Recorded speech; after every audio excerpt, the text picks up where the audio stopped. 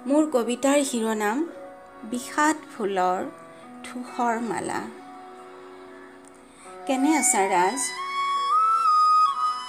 মনত পৰেনে তোমাৰ সূৰ্য পাহাৰৰ শিলাখণ্ডৰ ভগ্নাৱশেষৰ ওচৰত বহি যে খাইছিলোঁ এগিলাচ সেউজীয়া ডালিম পাতৰ চাহ, গুড় মিঠৈৰ লগত ভকা পিঠাটো। জন অৰণ্যত হেৰাই গলা তুমি।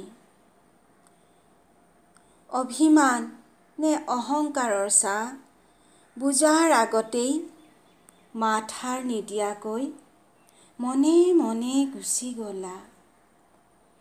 মই ভোকৰা পৰি ৰলোঁ বেহুৰ ভিতৰত। ৰাজনৈতিক, সমাজতান্ত্ৰিক, মকৰাৰ জালৰ আহৰ জানো কিবা সীমা আছে?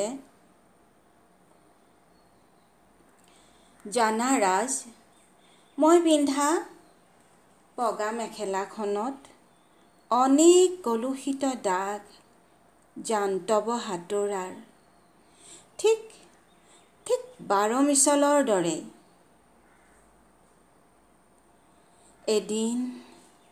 এদিন মেঘৰ বুকুত জুই লাগিল,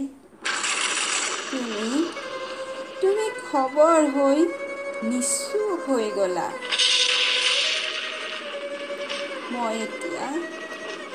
মই এতিয়া উকা চাদৰখনত বিষাদৰ বুটা বাচি আছোঁ এটা এটাকৈ। চাদৰখন এদিন আকাশ হ'ব, আমাৰ সপোন ভোটাতৰা হৈ দিকবলয় অতিক্ৰম কৰিব। ধন্যবাদেৰে।